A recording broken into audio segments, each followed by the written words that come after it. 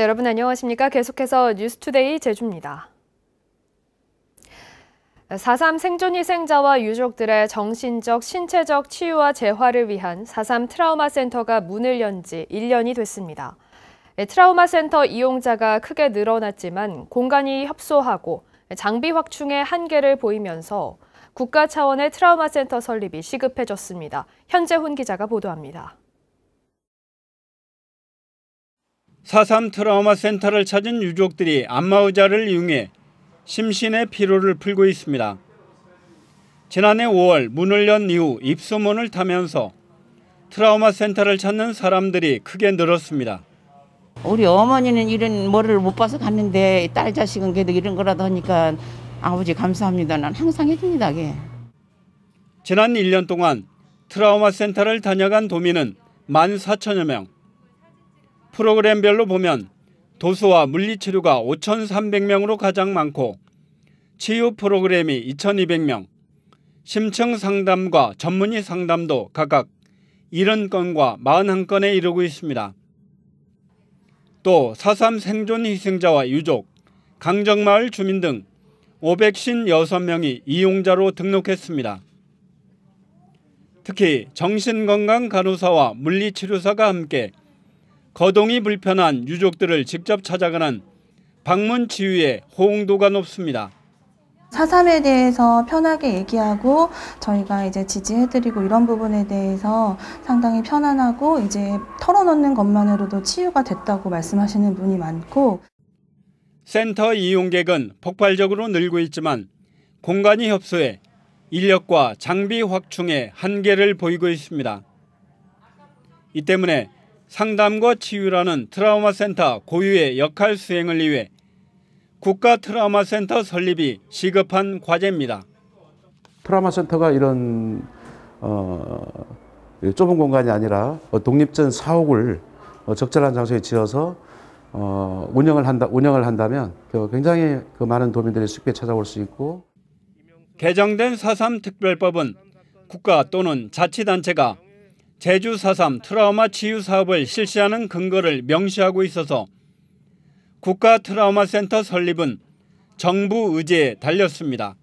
MBC 뉴스 현재훈입니다. 요즘 제주시 아라동을 중심으로 생산되는 노지 딸기가 제철을 맞았습니다. 하지만 도시 확장에 따른 개발 사업과 농가 고령화로 재배 면적은 갈수록 급격히 줄어들고 있습니다. 김항섭 기자입니다. 줄기마다 탐스럽게 익은 딸기가 주렁주렁 열렸습니다. 빨갛게 잘 익은 딸기를 하나둘 따는 농민의 손길이 분주해지고 바구니는 금세 딸기로 가득 찹니다. 10시 전에 따야 이것이 안 물러져. 소비자들이 먹기가 굳으니까 이거 빨리빨리 따거네 가져가야 이것이 싱싱하거든. 수확을 마친 딸기는 크기별로 골라 포장해 직거래 판매장으로 옮겨지거나 농장을 직접 찾아오는 소비자에게 팔리기도 합니다.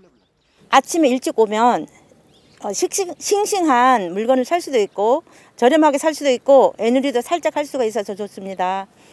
하지만 이렇게 해마다 4월 말에서 5월이면 맛볼 수 있는 노지 딸기는 재배 면적이 갈수록 줄고 있습니다. 주산지인 제주시 아라동과 영평동 지역에 급격히 택지가 개발되고 주택 등 건물이 들어서면서 딸기 재배 면적은 15헥타르로 5년 새 절반으로 감소했습니다. 또 농가가 고령화되면서 지난 5년 동안 20여 농가가 재배를 포기해 지금은 70여 농가만이 남았습니다. 도시개발이 많이 이루어지면서 기존에 가지고 있던 딸기 재배 농지가 이제 택지 개발이라든가 아니면 또 농촌 고령화에 따라 가지고 이제 일손 부족 등의 이유로 해서 딸기 재배 면적은 좀 감소하는 추세입니다. 제주시가 지난 2008년 명품 브랜드 헤올렛을 출범시키며 우도 땅콩과 추자 참굴비 등과 함께 8가지 지역 명품으로 선정한 아라 노지 딸기. 하지만 개발 사업에 밀려 재배 면적이 급감하면서 명성 유지를 고민해야 할 위기에 놓였습니다. MBC 뉴스 김항섭입니다. 제주에서는 주말과 휴일 사이 코로나19 신규 확진자 2명이 발생해 누적 확진자가 716명으로 늘었습니다. 제주도에 따르면 지난달 18일 인도에서 제주에 온 A씨와 같은 날 일본에서 온 B씨 등 해외 입국자 2명이 자가격리 해제를 앞두고 양성이 확인돼 각각 715번과 716번 확진자가 됐습니다. 한편 지난 4월 한 달 제주 지역 확진자는 87명으로 3월보다 52% 증가했고 코로나19 예방 접종자는 4만 1천여 명으로 목표 인원 40만 2천여 명의 10.2%를 기록했습니다.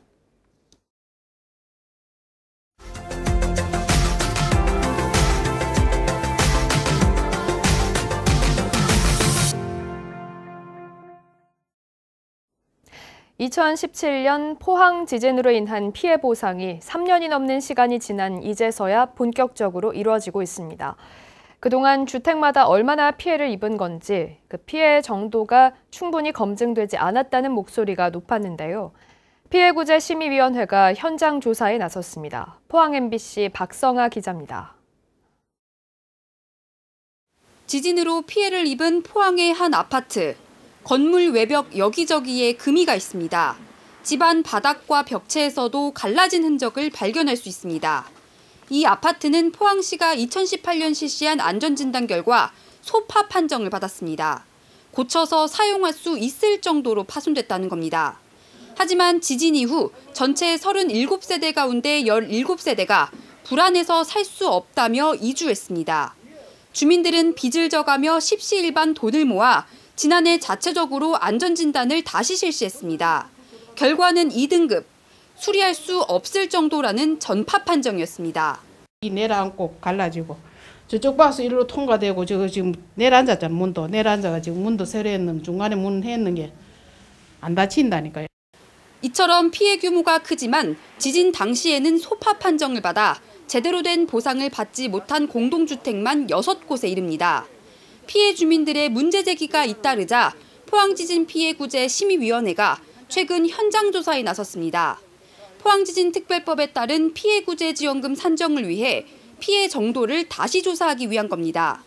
현장 조사에 참여한 주민들은 3년이 지났지만 제대로 된 보상을 받지 못했다며 이번에는 확실한 조사를 통해 적절한 보상이 필요하다고 호소했습니다.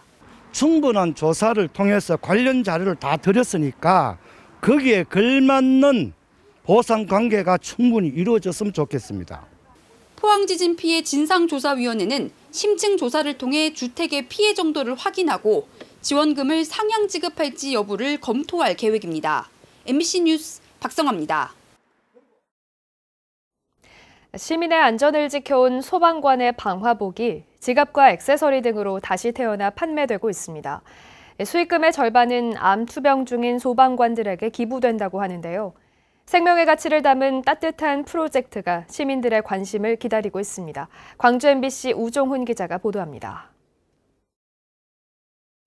형형색색의 카드 지갑과 열쇠고리, 누런 바탕색에 샛노란 형광색 줄무늬가 포인트로 들어간 각종 가방이 판매점에 진열돼 있습니다. 이 상품들은 모두 못 쓰는 방화복과 소방 호스를 재활용해 만들어진 것들입니다. 화재 현장에서 쓰임을 다해 자칫 버려질 뻔했던 이 폐방화복들은 보시는 것처럼 가방과 각종 상품으로 재탄생했습니다.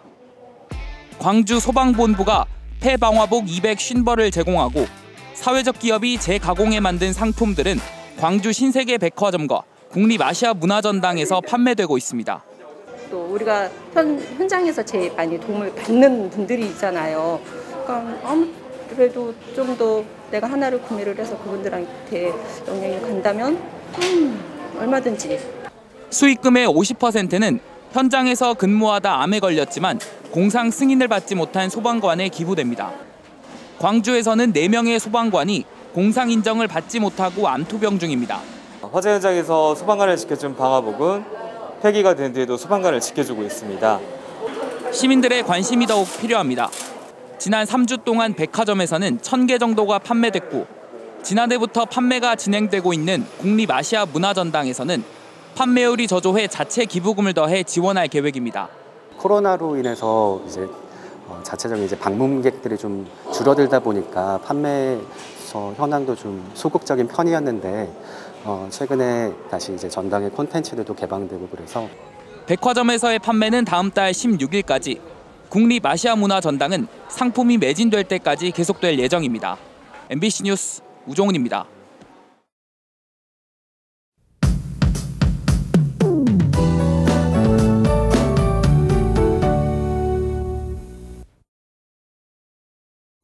5월의 첫 출근길 맑은 하늘로 시작하고 있습니다. 밤사이 복사 냉각이 활발해서 아침 공기는 조금 서늘한데요. 기온은 점점 오르겠습니다.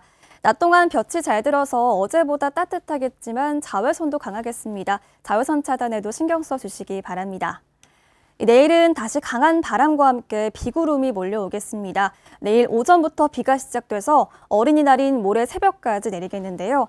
30mm에서 80mm가량의 비가 예상됩니다. 이번 비는 산지와 남동부 지역에 120mm 이상의 많은 비가 내리겠고요. 특히 이 지역에는 내일 오후부터 밤 사이에 남풍이 강하게 불면서 비구름대가 발달하겠습니다. 천둥, 번개가 치면서 강한 비가 집중되겠고요. 비가 오면서 바람도 무척 강하게 불 것으로 예상됩니다. 미리 참고하시기 바랍니다. 자세한 지역별 오늘 날씨 알아보겠습니다. 오늘은 고기압의 영향으로 대체로 맑다가 밤부터 차차 구름이 많아지겠습니다. 아침 현재 기온은 북부 지역 10도, 동부 지역 8도로 시작하고 있고요. 한낮 기온은 어제보다 3, 4도 정도 높겠습니다. 대부분 지역에서 20도까지 오르겠습니다. 오늘 도서 지역도 대체로 맑겠고요. 따뜻한 날씨가 예상됩니다. 해상활동하기도 양호하겠습니다. 대부분 해상에서 물결이 잔잔하게 일겠습니다. 다만 내일부터는 바다에도 바람이 강하게 불겠고요. 비가 내릴 것으로 예상됩니다. 어린이날인 모레 새벽에 비가 그친 후에 바람도 잦아들면서 맑아지겠고요. 주 후반까지 따뜻하겠습니다. 날씨였습니다. 어린이 보호구역 내 주정차 위반 과태료가 최고 13만 원까지 상향됩니다. 제주도는 오는 11일부터 도로교통법 개정에 따라 어린이 보호구역 내 주정차 위반 과태료가 승용차의 경우 8만 원에서 12만 원, 승합차와 4톤 초과 화물차는 9만 원에서 13만 원으로 조정된다고 밝혔습니다. 제주 지역 어린이 보호구역은 300여 곳으로 불법 주정차 단속 CCTV를 추가로 설치해 단속을 강화할 방침입니다. 코로나19 여파로 건설 경기가 침체되면서 제주 지역 건축 허가 면적이 크게 줄었습니다. 제주도에 따르면 올해 1분기 건축 허가 면적은 1,580동에 35만 3천여 제곱미터로 지난해 같은 기간보다 26.4% 감소했습니다. 유형별로는 주거용이 47.9%로 감소폭이 가장 컸고 공공용 44.3%, 상업용이 28.2% 감소했습니다. 지난 한 달 제주를 찾은 관광객이 100만 명을 돌파하면서 코로나19 이전 수준을 회복했습니다.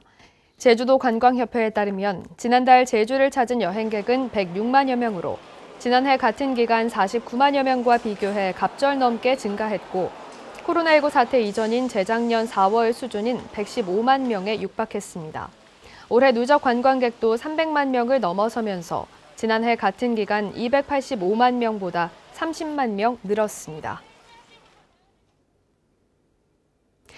제주 동부경찰서는 모 여자고등학교 교실 사물함에 부패한 토끼 사체를 버린 사건과 관련해 검거된 A씨를 조사해 학교 관계자로 확인하고 재물 손괴 혐의로 입건했습니다. 경찰에 따르면 A씨는 지난달 25일 저녁 제주 시내 모 여자고등학교 3학년 교실에 몰래 들어가 사물함에 부패한 토끼 사체를 놓고 달아난 혐의를 받고 있습니다.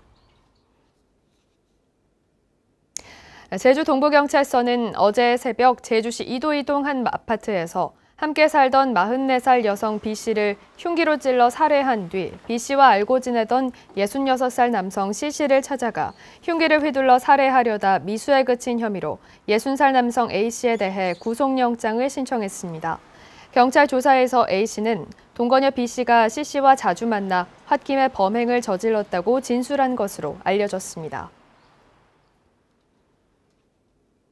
제주도 입구 사거리에서 발생한 대형 교통사고와 관련해 내비게이션의 화물차 통행 위험 구간이 반영됩니다. 화물차 전용 모바일 내비게이션 앱인 아틀란트럭은 이달부터 한라산 1100도로와 516도로, 첨단로와 살록북로 등 회전 구간과 내리막이 많은 제주 산간도로는 가능한 회피하는 경로를 안내합니다. 아틀란트럭은 지난 2월 출시된 국내 유일 화물차 전용 내비게이션으로 현재 3만 명이 이용하고 있는데 제주도의 요청에 따라 위험 구간을 데이터에 반영했다고 밝혔습니다. 제주시 노형오거리 일대 교통량을 분산하기 위한 대체 우회도로 개설 공사가 본격 추진됩니다. 제주시는 월광로와 노형로를 연결하는 도시계획도로 920m를 이달 안에 착공해 2024년에 개통하겠다고 밝혔습니다. 제주시는 부림랜드에서 제주고등학교를 거쳐 노형로로 연결되는 우회도로 건설도 추진할 계획입니다.